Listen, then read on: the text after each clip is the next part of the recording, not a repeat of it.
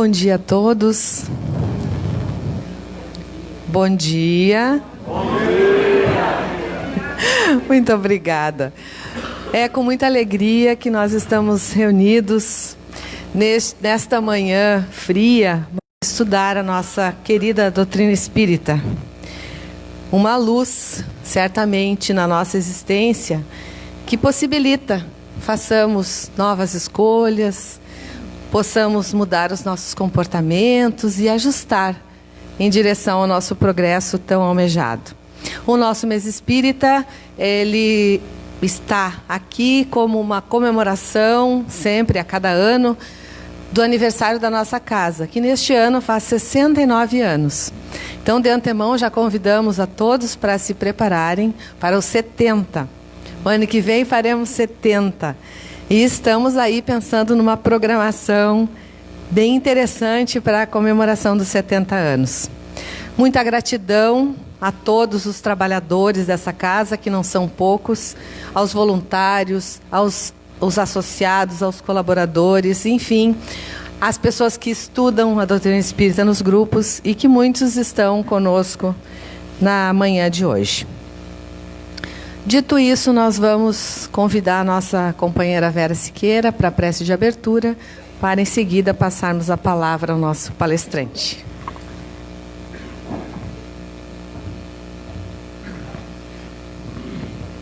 Bom dia a todos. Então, que possamos nesse momento fecharmos os nossos olhos para melhor percebermos, sentirmos a presença amorável dos nossos mentores amados, que nesse momento envolvem a cada um de nós nessa manhã tão especial. Elevemos os nossos pensamentos a Deus, nosso Pai, causa primeira de todas as coisas. E coloquemos o nosso sentimento de intensa e eterna gratidão pela vida. Gratidão a Jesus, médico de nossas almas, guia espiritual da humanidade. Gratidão a Maria, esse espírito luminar, que socorre a todos nós, enfermos, internados, nesse hospital-escola que é a Terra. Gratidão a todos os mentores espirituais que nos estendem a mão nos momentos que mais necessitamos. Gratidão a esta casa que a todos nos ampara e nos dá condições de exercermos aquilo que temos aprendido nesta amada doutrina. E hoje, especialmente, gratidão ao nosso amigo Isaías Claro, por estar conosco mais uma vez, nos orientando, nos elucidando e nos trazendo novas perspectivas na caminhada. Obrigada aos mentores amigos aqui presentes e que tenhamos uma manhã de muitos aprendizados. Que assim seja.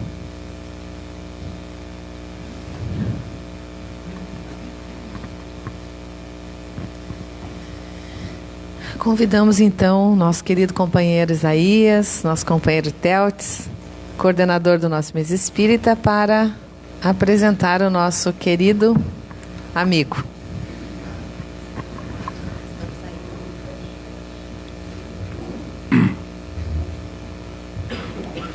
Bom dia a todos. Bom dia. Quem não veio ontem, nós vamos repetir alguma coisa da apresentação do Isaías, mas ele já foi apresentado ontem.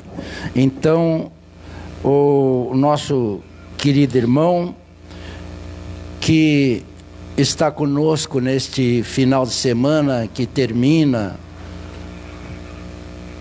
a programação do nosso mês de aniversário, ele é da cidade de Junqueirópolis. É logo ali, quase na fronteira com Mato Grosso, não é isso?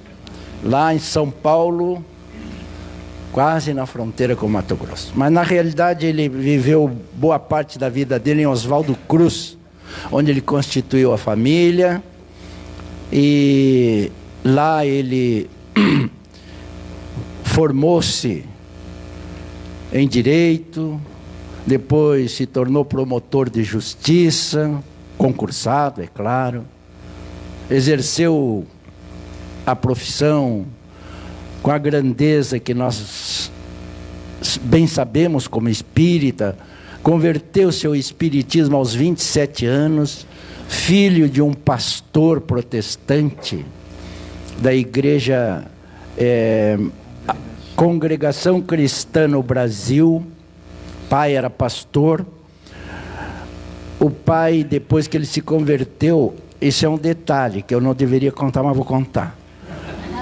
Depois que ele se converteu, o pai disse que ele ia para o inferno. Não é? Porque os nossos irmãos evangélicos são muito radicais. E ele não foi até agora, mas a gente não sabe se ele não vai ainda.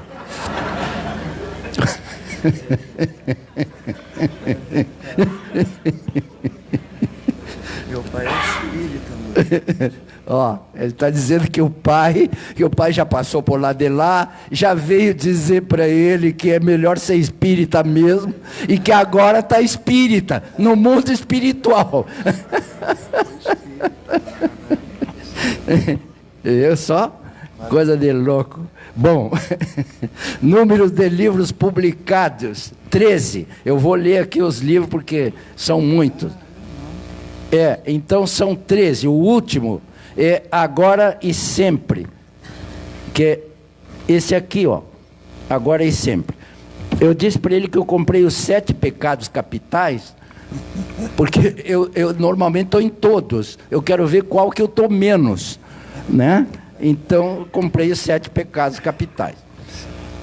Tem vários aqui. Então, estão lá atrás. Quem quiser, é só adquirir.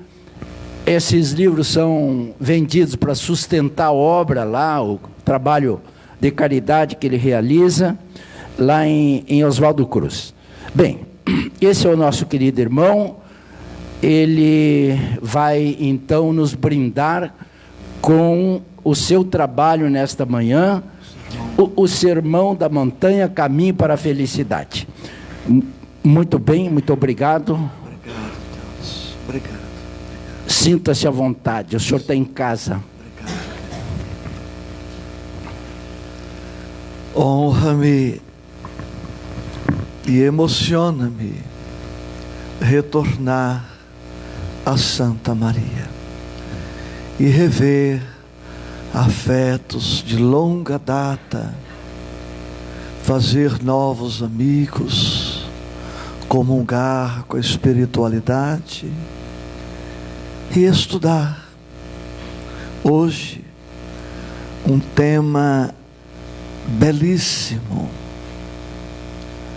o Sermão da Montanha.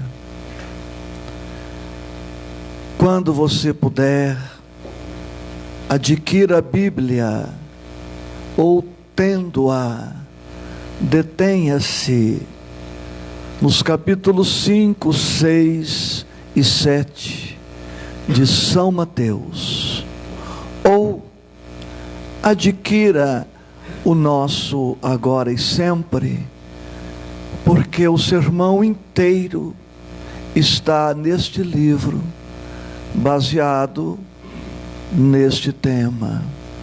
Nesta manhã, eu trago a sinopse, da síntese, do resumo, da resenha, do Sermão do Monte.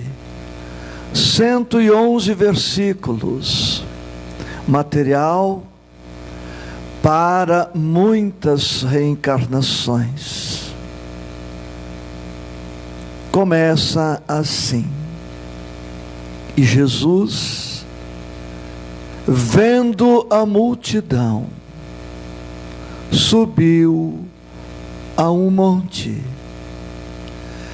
e assentando-se, aproximaram-se dele os seus discípulos. E abrindo a sua boca, pôs-se a ensinar, dizendo: estes os 2 primeiros versículos.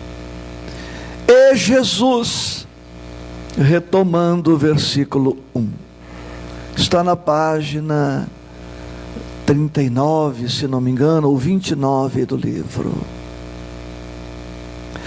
Jesus, o homem mais feliz da história, e sob o prisma humano, tinha todos os motivos para ser o homem mais infeliz. Um psicótico, um neurótico, um perturbado, um doente crônico. E, no entanto, imensamente feliz. Por quê?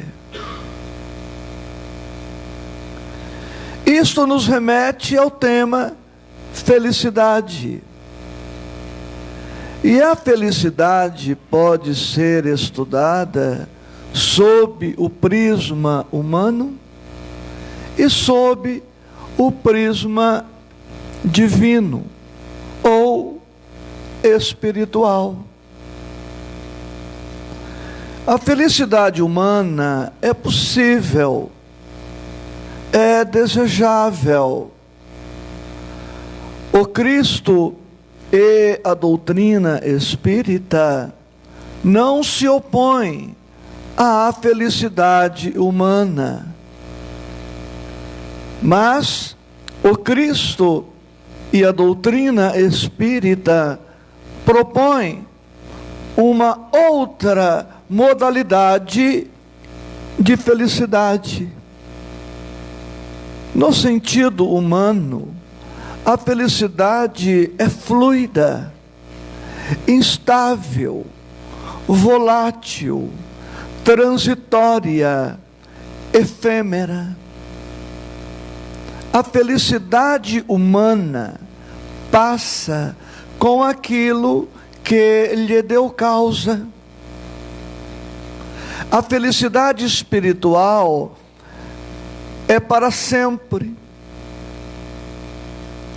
A felicidade humana não pode nos impedir de cogitar, de buscar a felicidade espiritual. Um exemplo singelo: a minha noite de colação de grau foi uma noite muito feliz.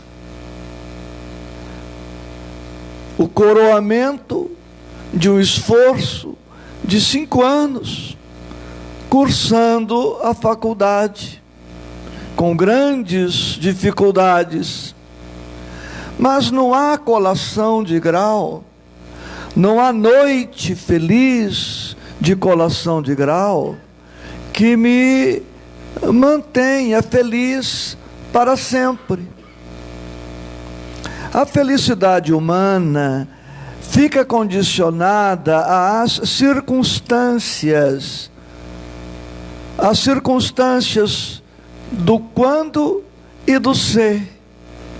Serei feliz quando? Serei feliz se. E estes quando e se passam. Nós estamos aqui, talvez em 100 pessoas ou mais. Se eu perguntasse para cada um de vocês, em uma palavra, o que é felicidade, todos trariam um conceito. Todos certos. Mas necessariamente incompletos. E a felicidade humana é tão fluida que o que hoje me faz feliz poderá amanhã ser causa de grande infelicidade. E o que hoje me faz infeliz sob o prisma humano, amanhã pode ser causa de grande felicidade. Por isso somos, reportando-me à humanidade, tão infeliz. Porque colocamos a felicidade fora de nós, nas circunstâncias. Pensa o solteiro, serei feliz quando casar. Aí casa. E acontece o que nós sabemos, né? Bem, agora que estou casado, serei feliz quando for papai ou mamãe. Vem o primeiro filho, e assim, ao longo da vida. O Cristo era, do ponto de vista humano, muito infeliz, e do ponto de vista divino, muito feliz.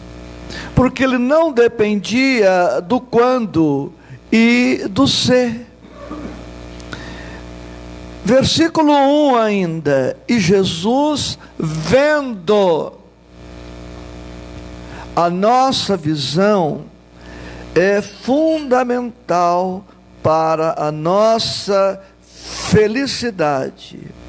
A maneira como nós vemos a vida é condição básica para a felicidade. O pessimista olha o copo e diz: o copo está meio vazio. O otimista olha e diz: o copo está meio cheio. Como estamos vendo a vida? Como vemos as pessoas? Como vemos o acontecimento, os acontecimentos? É condição para a nossa felicidade. Não tanto a visão física, porque há cegos que enxergam melhor do que muitos videntes. É a visão psíquica, a visão espiritual, as lentes espirituais através das quais vemos a vida.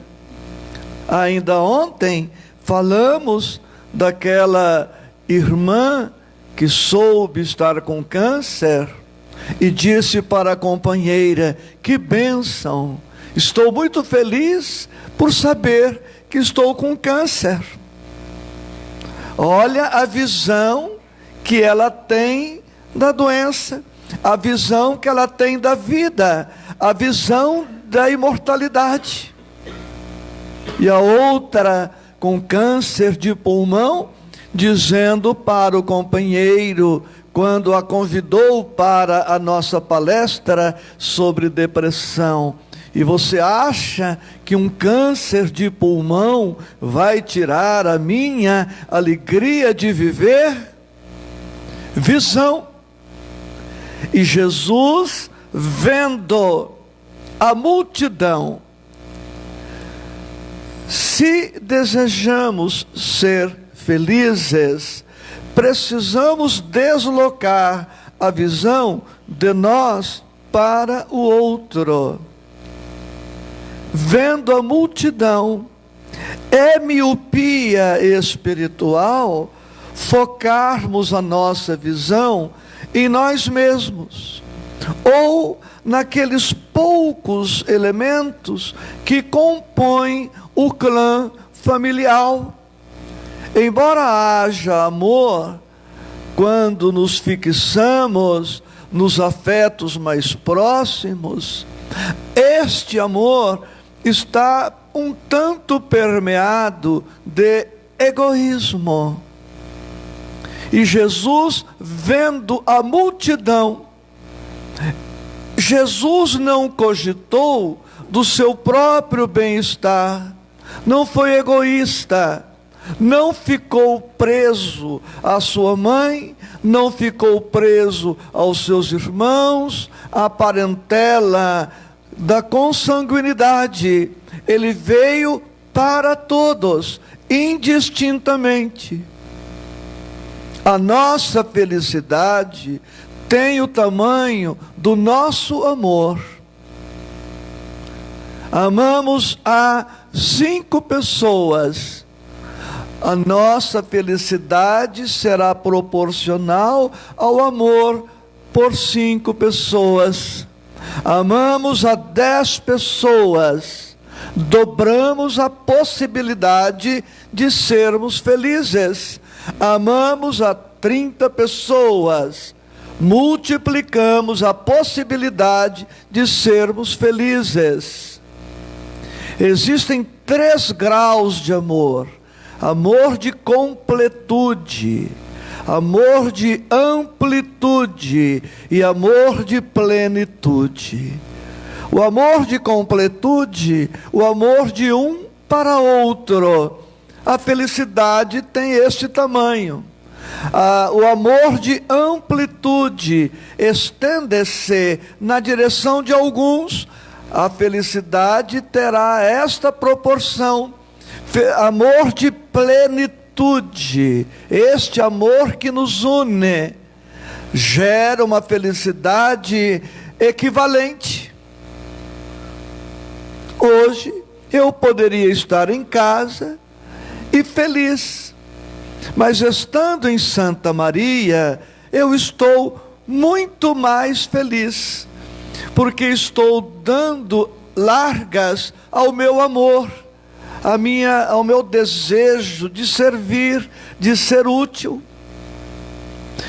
E Jesus, vendo a multidão, subiu a um monte.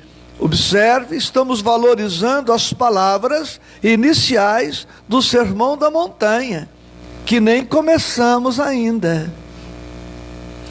Subiu a um monte. A nossa posição em relação aos problemas é de vital importância. Estamos sobre o problema ou o problema está sobre nós? Se eu me colocar debaixo da mesa e olhar para cima, terei o complexo, a sensação de que o universo é um tampão de mesa. Direi, meu Deus, o universo é uma mesa, não vejo mais nada. Mas se eu sobrevoar Santa Maria, uma de duas: ou não verei o abrigo todo, ou ele se tornará um ponto inexpressivo. Muitas vezes o pior do problema é como nós nos colocamos em relação a ele. Se me considero em condições de enfrentá-lo e vencê-lo, posso enfrentá-lo e vencê-lo mais facilmente. Se admito a possibilidade de que o problema poderá me abater, eu me abato. Muitas vezes que eu digo aos psicólogos, o pior do problema é o nosso estado emocional. Nem sempre o problema tem o tamanho, a dimensão, a resistência, a força que lhe atribuímos. Às vezes, nossos medos, ansiedades, estresses são infantis. Acordamos à noite assustados com um barulho, pensando ser um ladrão. E é apenas o galho de uma árvore que caiu sobre o telhado. Nada mais. E fazemos todo um estardalhaço. Subiu ao monte, assentando-se. O Cristo apresentou o sermão da montanha sentado.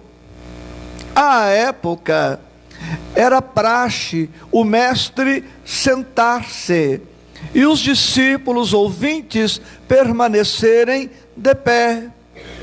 Mas, a par desta prática da época, podemos extrair lições.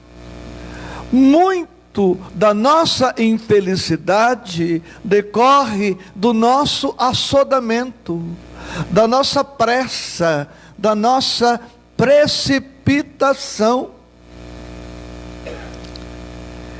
E a calma é condição fundamental também para a felicidade. Quantas coisas que eu fiz na minha juventude, na minha madureza, na minha adolescência, que hoje eu não faria ou faria diferente, agora que a ponderação, agora que o discernimento, que o bom senso vão chegando. Quanta pressa para um monte de coisas que, constatei depois, não tinham relevância. Assentando-se, então, trazendo para nós, queremos ser felizes, sentemo-nos, sente-se. Você é imortal. Somos imortais. Haverá tempo para tudo, está em Eclesiastes. Há tempo para tudo. Você já pensou nessa tal imortalidade da alma? Vamos pensar um pouquinho para ver como a pressa é infantilidade. 1000 anos. Pensou 1000 anos? Vamos multiplicar por 1000. 1000 vezes 1000. 1 milhão de anos. Vezes 1000. 1000 milhão. Falando errado. 1000 milhões. 1 bilhão. 1000 bilhões. 1 trilhão. 1000 trilhões. 1 quatrilhão de anos. E a imortalidade estará apenas começando. Porque o que são 4 trilhões de anos? É muita coisa. Mas diante da eternidade da vida, nada. Compreende? Então a pressa é dos homens, não é de Deus. Embora o apóstolo Paulo, está em Paulo e Estevão de Emmanuel, diga que Deus tem pressa do serviço bem feito. Mas fiquemos com a calma de Deus para tudo. Versículo 2. Rapidamente, estamos com pressa, né? Acabei de falar da calma, mas eu estou com pressa hoje.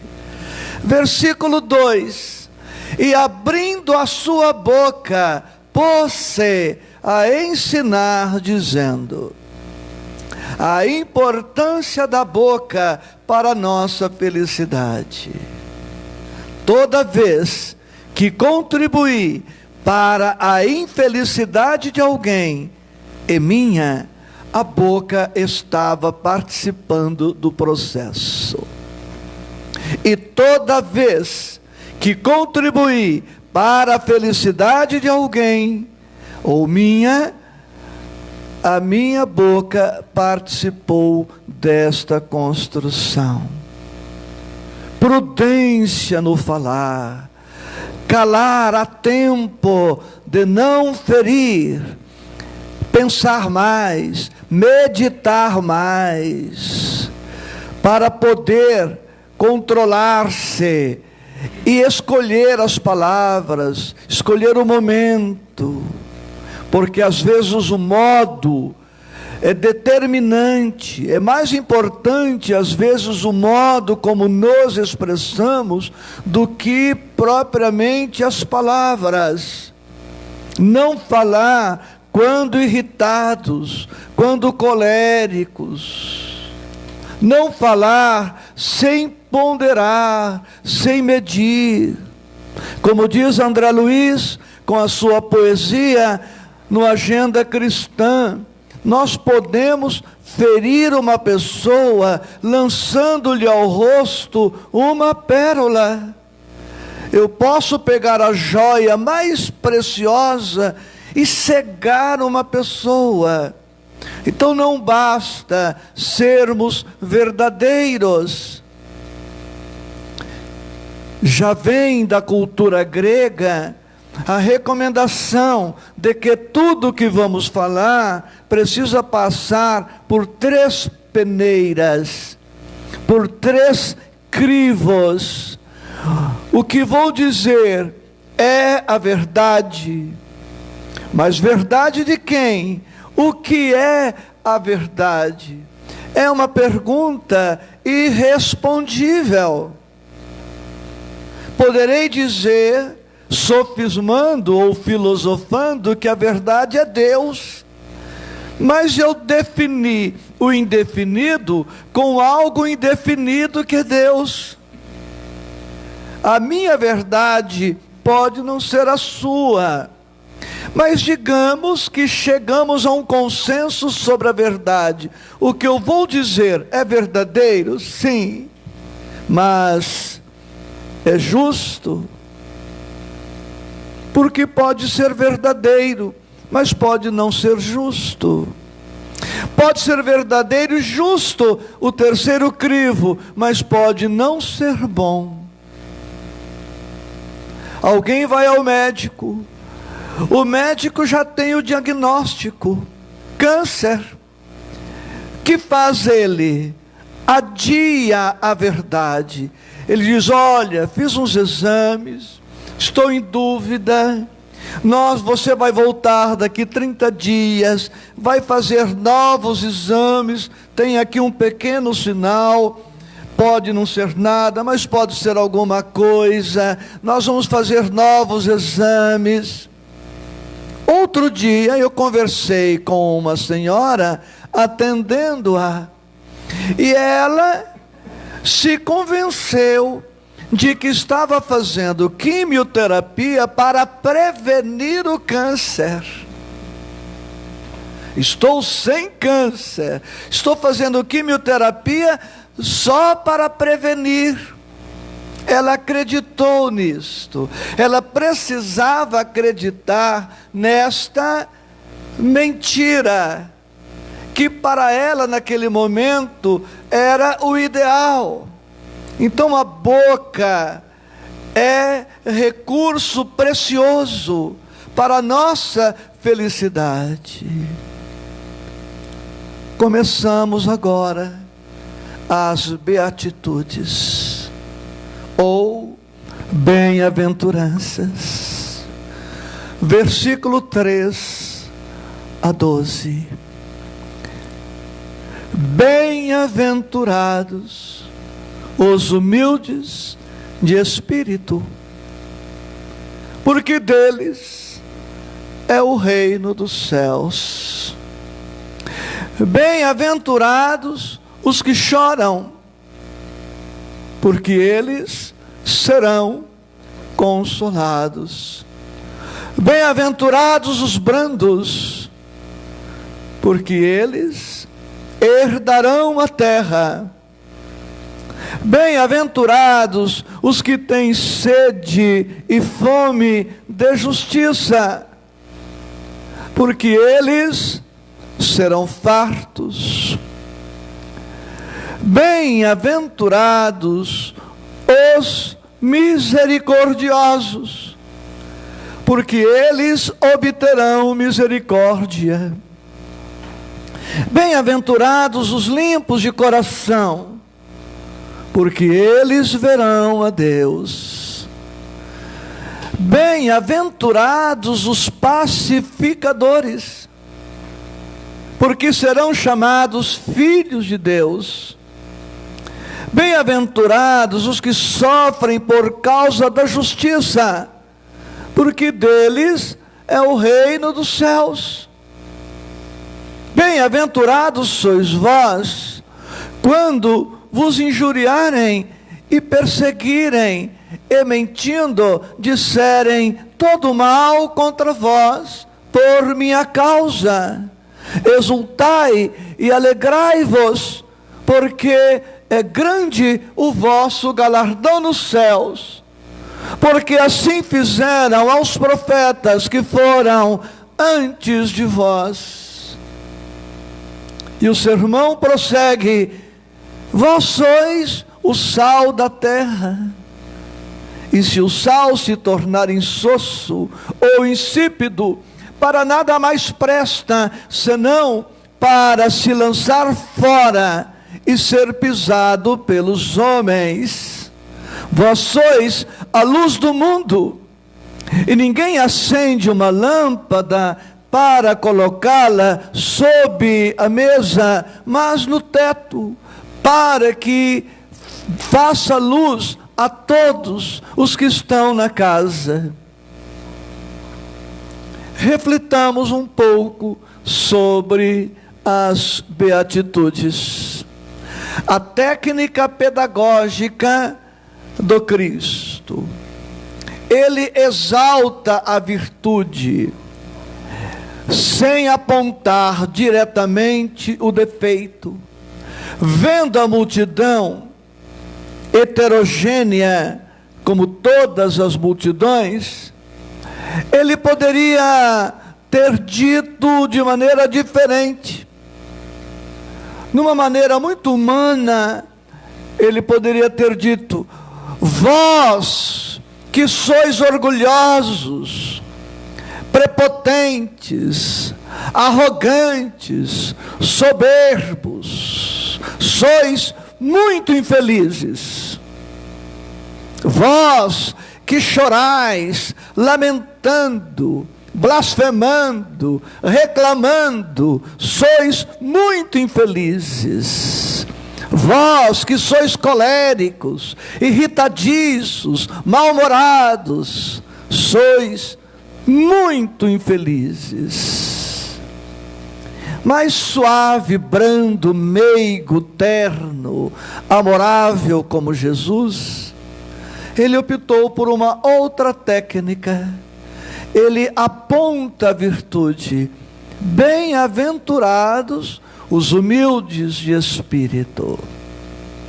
E com isto, ele trouxe duas mensagens, dirigindo-se aos humildes e ao mesmo tempo abrangendo os orgulhosos. No popular, ele bateu na cangaia para o burro entender. Os humildes presentes ouviram e alegraram-se. Os orgulhosos presentes entenderam. E a carapuça serviu. É possível que algum orgulhoso lá tenha abordado Cristo. Claro que estou aqui trazendo meus pitacos, de interpretação, sem nenhum rigor. Algum orgulhoso deve ter feito uma parte e dito: escuta, como assim? Bem-aventurados os humildes, e eu? Você está dizendo que eu estou fora? Jesus há de ter dito: a interpretação é sua, meu filho. Eu só estou dizendo que os humildes são felizes. O mais é com você. De que parte você está do sermão da montanha? Bem-aventurado no singular, ou bem-aventurados no plural, quer dizer felicidade. Amores, dizendo o óbvio, tudo em Jesus é pensado, é meditado. Ele não diz, felizes os humildes, porque felicidade é uma expressão um tanto desgastada e serve para tudo.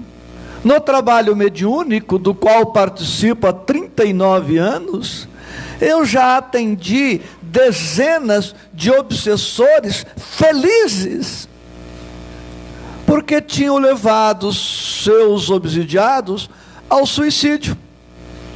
Ele estava feliz, vingou-se depois de séculos de perseguição.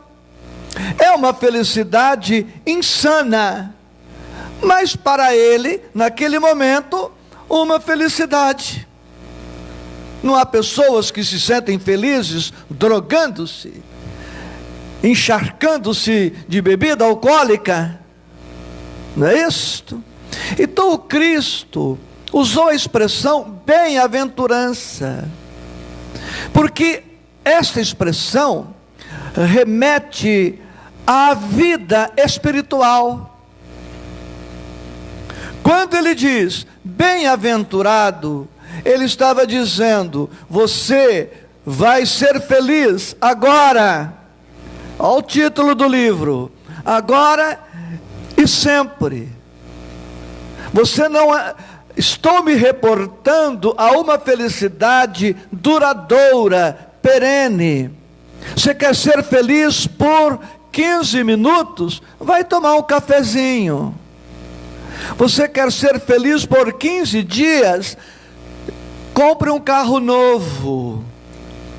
Você quer ser feliz por um mês? Compre uma bolsa nova.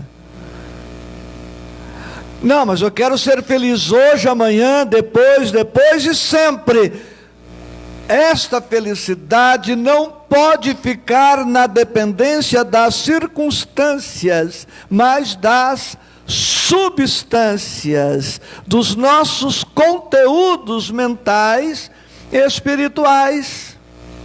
Quando, pois, o Cristo usa a expressão bem-aventurança, ele já abre uma perspectiva de atualidade e de futuro.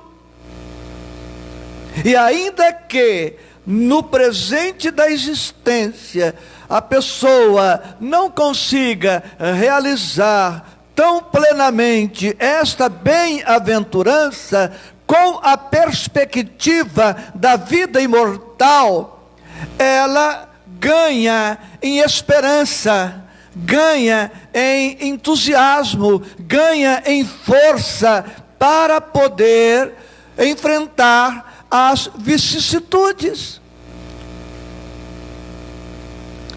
Um exemplo doméstico, nossa Morgana, paraplégica, sem controle de esfíncteres, que tantas vezes comentamos aqui, no sentido humano, muito infeliz. Imagina uma jovem linda, paraplégica, sem controle de esfíncteres, com hidrocefalia, dependendo da mãe para quase tudo. Ela era infeliz do ponto de vista humano, e uma bem-aventurada do ponto de vista cristão espírita, porque ela tinha a perspectiva da vida no além-túmulo. Hoje, na pátria espiritual, a nossa Morgana, 4 anos e meio depois, e já tem algum tempo, está andando, recuperou o controle de esfíncteres, está estudando, trabalhando, inclusive em muitos atendimentos fraternos a depressivos. Ela era psicóloga, ela é a minha parceira, ela me inspira questões psicológicas e está aprendendo com o pai a melhor abordar temas evangélicos, porque ela se especializou na psicologia e não na doutrina espírita. Ora ela aprende comigo, ora eu aprendo com ela, e juntos estamos atendendo pessoas. Não é uma bem-aventurança? Qual é o seu problema? Do ponto de vista humano, você pode ser infeliz. Mas do ponto de vista espiritual do Cristo, você pode ser um bem-aventurado. Voltamos, fazendo um link entre ontem e hoje, é a situação da nossa irmã com câncer. Na ótica humana, uma infelicidade, mas na ótica do Cristo e da doutrina, uma bem-aventurada. Porque está com câncer, mas a vida não termina no túmulo.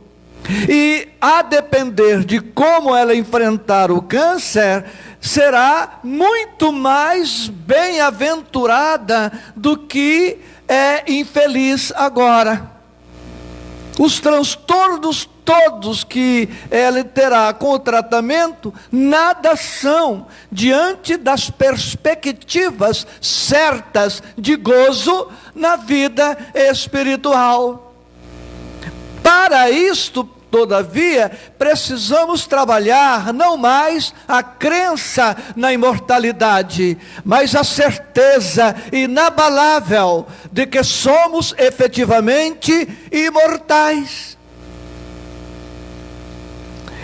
Quando, pois, o Cristo usa essa expressão, ele abre um leque imenso.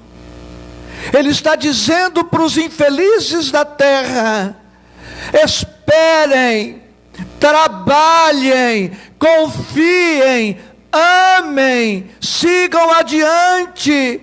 A vida não se circunscreve aos limites do berço e do túmulo. Há uma vida estuante que te espera. E os humildes presentes antegozaram esta bem-aventurança. Porque quando se trata de bem-aventurança, não podemos ser imediatistas. Lembram da pressa? Temos muita pressa para sermos felizes e nos descobrimos muitas vezes infelizes, exatamente por conta da pressa. Quantas pessoas nas rodovias, com todo respeito, se eu estiver ferindo alguém, me perdoa, tanta pressa para chegar à praia e não chega. E não chega. Estou atendendo uma senhora, vou encontrá-la semana que vem, ela tem 41 anos, e pela primeira vez foi para a praia, levando seus 2 filhos, e num descuido, o mais velho, com 14 anos, entrou no mar, e foi tragado pelas águas do mar. O mar devolveu o que restou do corpo, uma semana depois, e ela nessa aflição, nessa angústia, faz 20 e poucos dias, nesses 20 e poucos dias, só não falei com essa senhora 3 dias, todos os dias conversando com ela, ontem à noite, conversando novamente, tentando segurá-la pela mão, para que ela não caia numa depressão profunda, da qual dificilmente sairá. E ela está indo para a nossa instituição, no próximo final de semana, para estar conosco, para receber de mais perto a assistência que precisa. E a primeira vez que o adolescente foi na praia, não direi para que não façamos isto, é a felicidade humana, mas às vezes a felicidade humana termina melancolicamente. Bem-aventurados os humildes, hume, LDES, humildes, hume, humus, adubo, esterco. A humildade, no que tange as bem-aventuranças, é a condição primeira para a felicidade. O Cristo é o mestre dos mestres, pedagogo por excelência.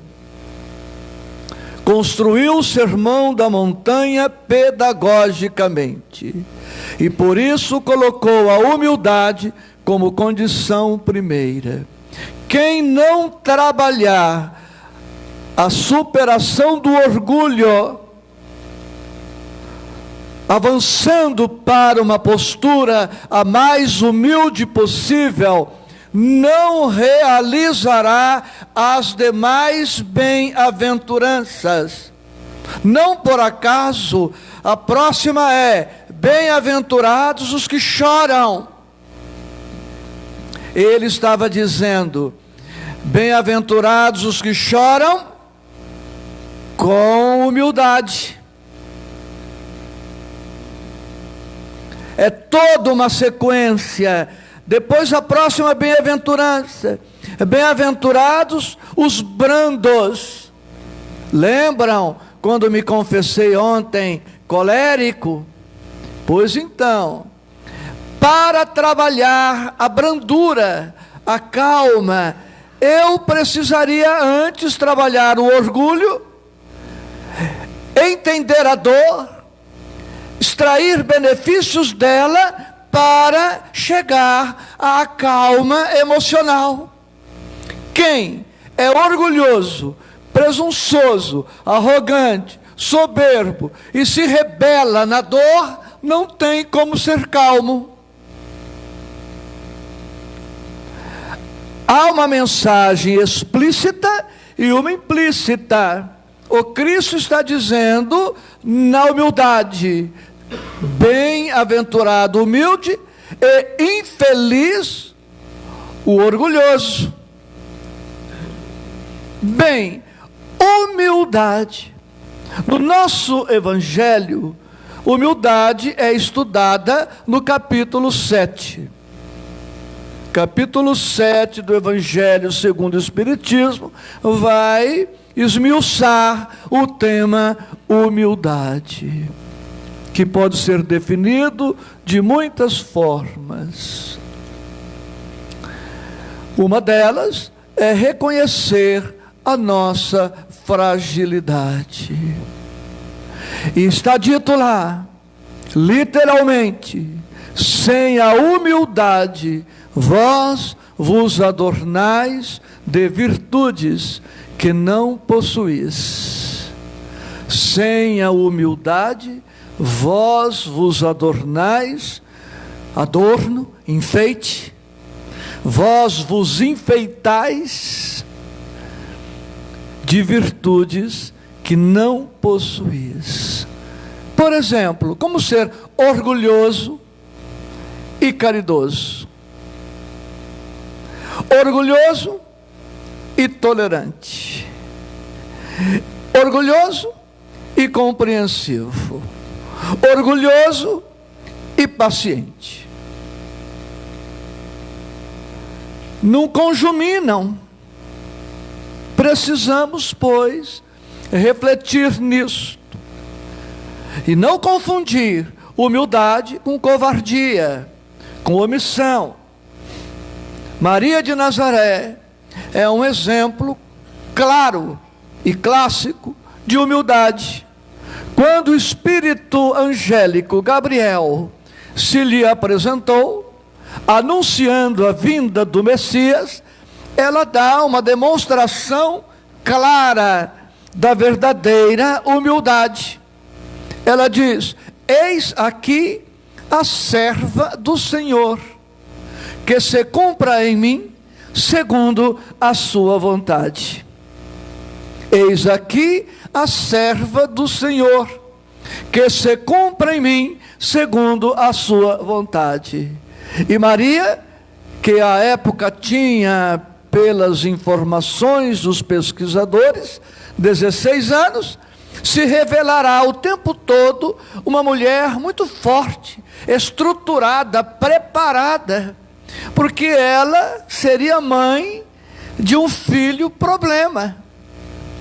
Nós cantamos as excelências do Cristo, mas ela seria mãe de um revolucionário, do homem que veio para dividir a história em 2 tempos, em antes e depois dele, como afirmaria Renan no século XIX. O seu filho seria perseguido, porque Herodes pretendia matá-lo. Imagina, a gente sofre por muito menos envolvendo os filhos. Imagina a ideia de que alguém está querendo matar o seu filho e que você precisa fugir às pressas para outro país, sob pena de não se ter garantia de vida do seu filho.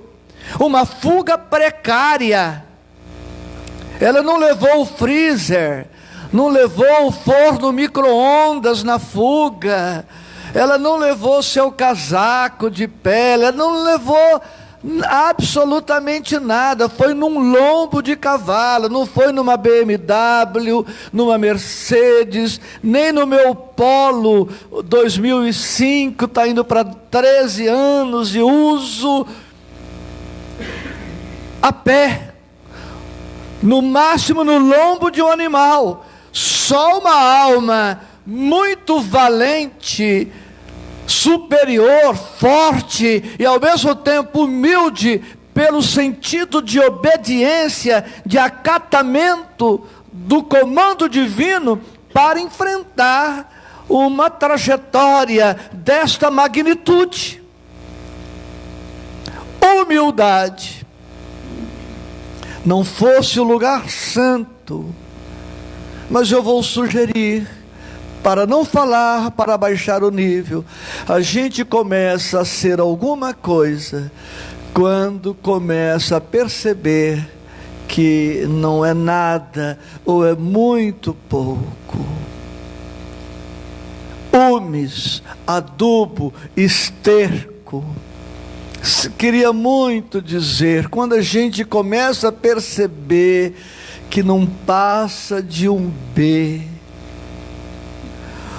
ou de uma M, a gente começa a melhorar um pouco. Compreendeu? Não me obrigue a descer mais o nível, porque eu desço. Aliás, para descer, para mim é uma coisa mais fácil, é ir para a minha condição inferior. Entendeu?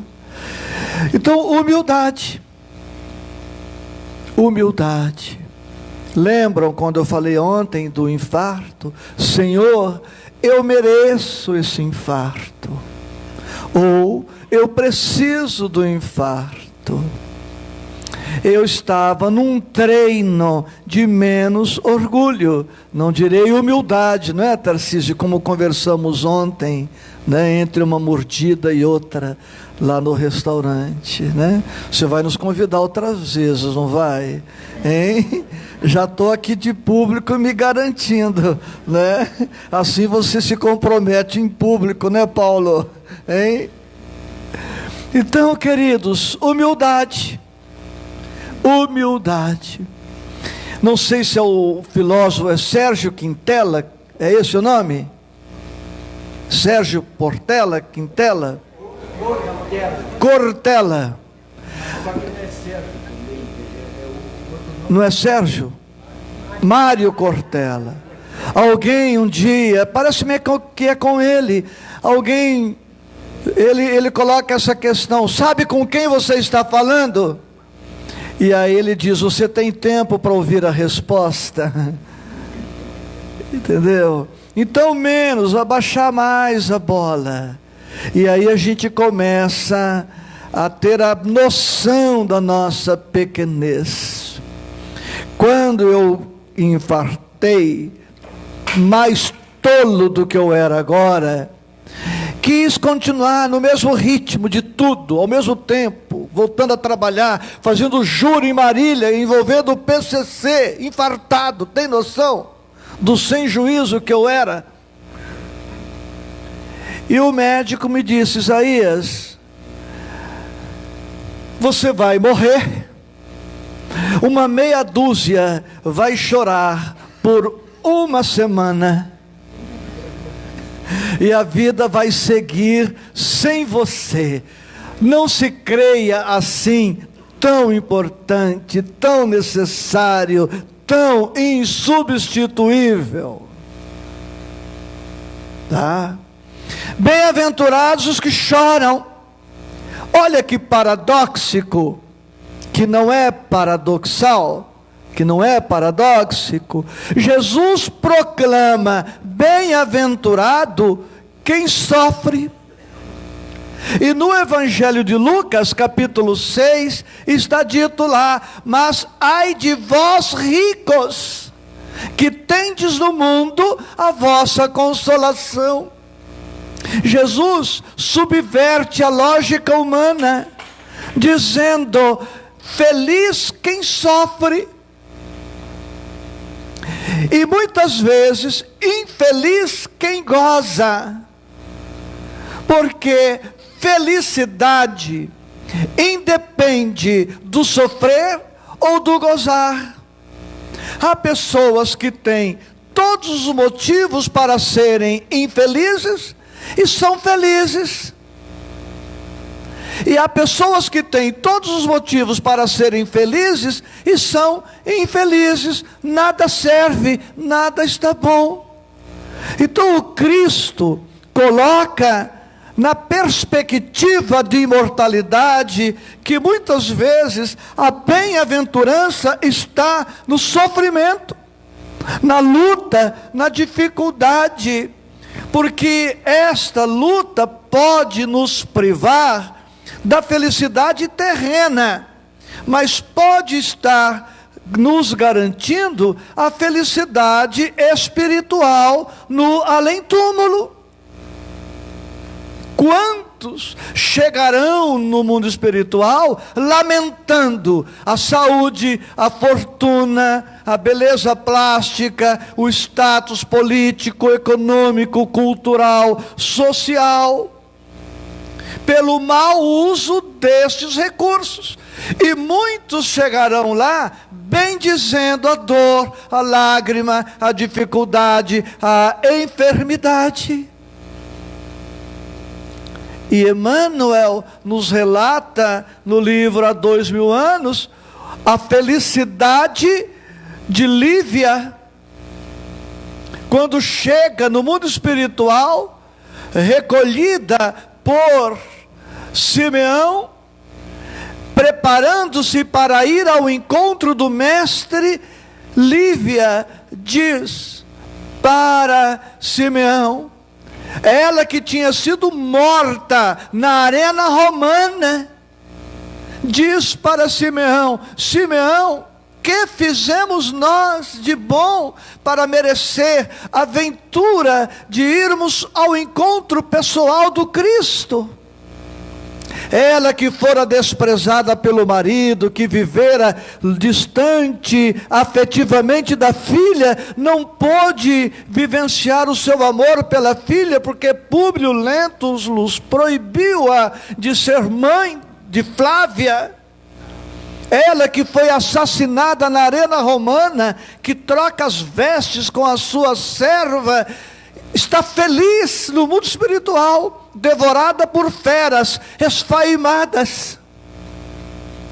E Públio, senador, chega lá numa situação extremamente carente. Então o cristão, com Cristo, precisa ter uma perspectiva diferente da vida.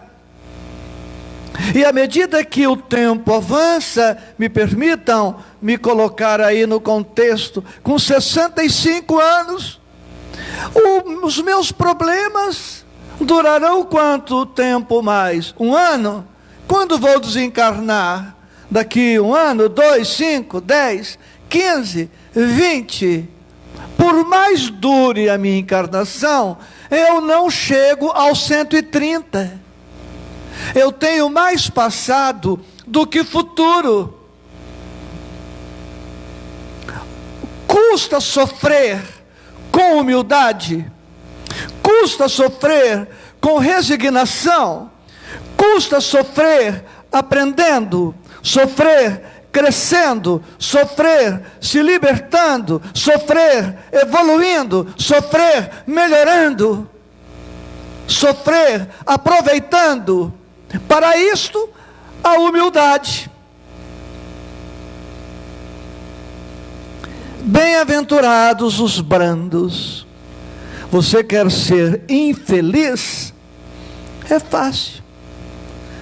Seja colérico, irritadiço, mau humor, intolerante, incompreensivo. Não é difícil. Exigente, inflexível. Queremos ser felizes? É difícil, mas é alcançável e é definitivo.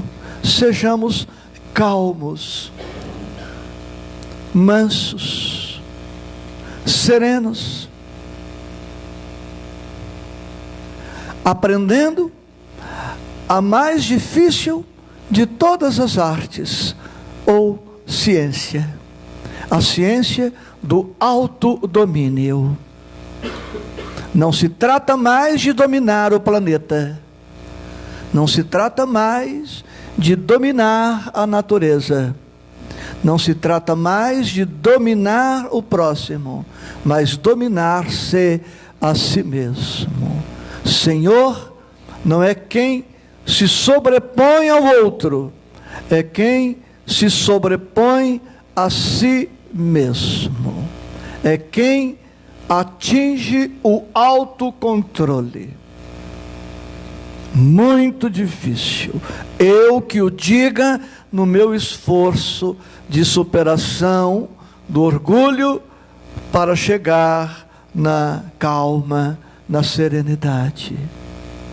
Há muita infelicidade em 1 minuto de cólera, comprometer-nos de tal maneira que precisaremos de séculos para resgatar 1 minuto de desequilíbrio emocional.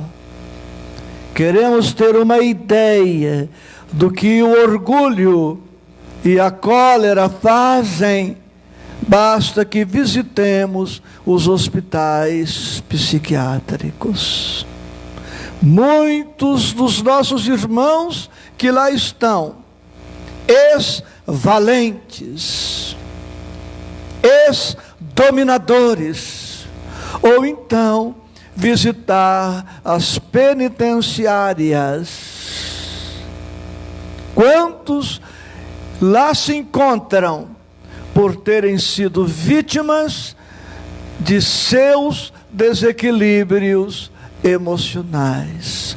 Conquistar a si mesmo e não conquistar o outro, dominar a si mesmo e não dominar o outro.